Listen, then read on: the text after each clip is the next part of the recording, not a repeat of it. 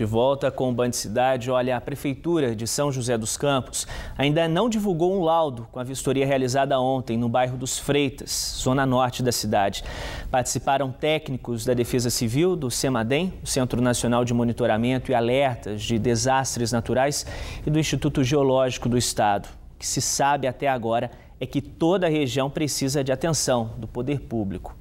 Muitas áreas ocupadas na região norte de São José dos Campos apresentam condições que favorecem desmoronamentos de terra.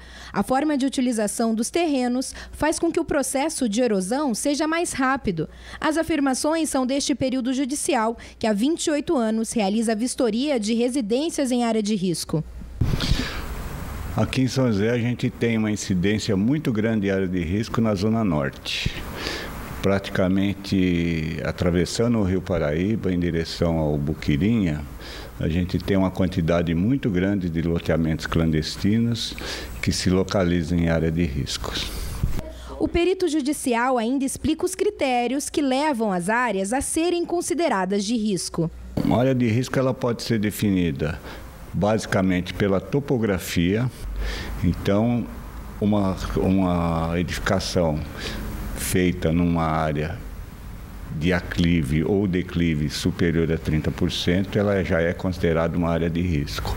Outra área que pode ser considerada de risco são as áreas sujeitas a inundações, alagamentos e inundações. Somente nessa rua, 2 casas foram demolidas. Outras 2 serão interditadas e mais residências estão em vistoria pela Defesa Civil. De acordo com a Prefeitura, desde 2010, 597 famílias que residiam em área de risco foram retiradas por possíveis desmoronamentos. A casa de Bruno fica ao lado de um córrego que transbordou com a chuva de segunda noite. Eles não estavam na residência quando houve a tragédia e agora tentam recuperar os móveis. Além dos objetos e roupas, eles perderam diversos animais. A única coisa que sobrou foi 2 televisões por estar na parede, né? Não chegou a molhar, mas o restante dos móveis foi tudo, geladeira, máquina de lavar. Teve coelho que morreu, galinha, fazão.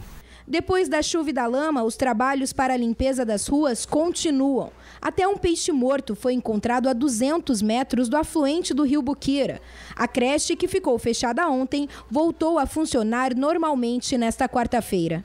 Recebemos todas as crianças, as famílias também voltaram, não tivemos muita falta. E graças a Deus está tudo funcionando, está tudo bem, está tudo limpinho já para recebê-los. E a chuvarada que tem caído na região nesses últimos dias preocupa os moradores, principalmente os que vivem em área de risco, como na zona norte de São José dos Campos, no bairro dos Freitas.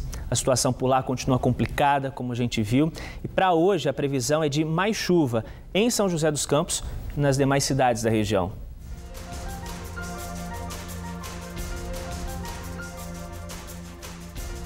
Nas montanhas, os termômetros em Campos do Jordão registraram mínima de 15 graus hoje de manhã. Agora à tarde, a temperatura sobe e a máxima na cidade chega a 26. Em Paraibuna, máxima de 32 graus. Guaratinguetá registra 31. Chances de chuva com trovoadas no final da tarde em São Luís do Paraitinga, Cunha e em São José do Barreiro. Máxima de 32 graus nessas 3 cidades. Hoje faz 33 graus em São José dos Campos. Possibilidade de mais um dia com chuvas na cidade.